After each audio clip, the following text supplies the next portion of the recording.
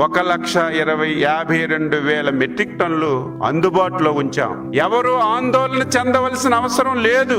రైతులు ఆందోళన చెందుతున్నారు. యూరియా ప్రతి సంవత్సరం 3 పర్యాయాలు వేస్తారు. మొదట విడత, రెండో విడత, మూడో విడత.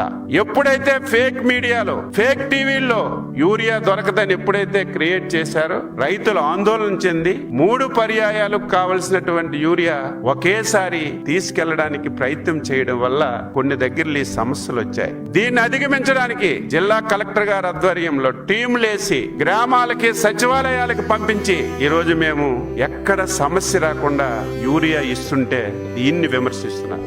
నిస్సిగ్గుగా పచ్చకామర్ల వాళ్ళకి పచ్చగా కనిపిస్తారు. నీ పుట్టుకే అవినీతి, నీ పార్టీ అవినీతి. అధికారం లేనప్పుడు లక్షల కోట్లు, అధికారం వచ్చిన తర్వాత అధికారాన్ని ఉపయోగించుకొని రాష్ట్రాన్ని మొత్తం లూటీ చేసి ఈ రోజు నీ అవినీతి అంతా బయటపడుతుంటే నిస్సిగ్గుగా యూరియా మీద 250 కోట్లు అవినీతి జరిగిందని నిస్సిగ్గుగా మాట్లాడుతుంటే నీకు ఆ పిచ్చుందని అందరికి ఉందనుకుంటావా? రైతుకి ఇచ్చిన దాని మీద ఎవరైనా సరే తప్పు చేస్తారా, అవినీతి చేస్తారా అని చెప్పి ఈ సందర్భంగా తెలియజేస్తున్నా.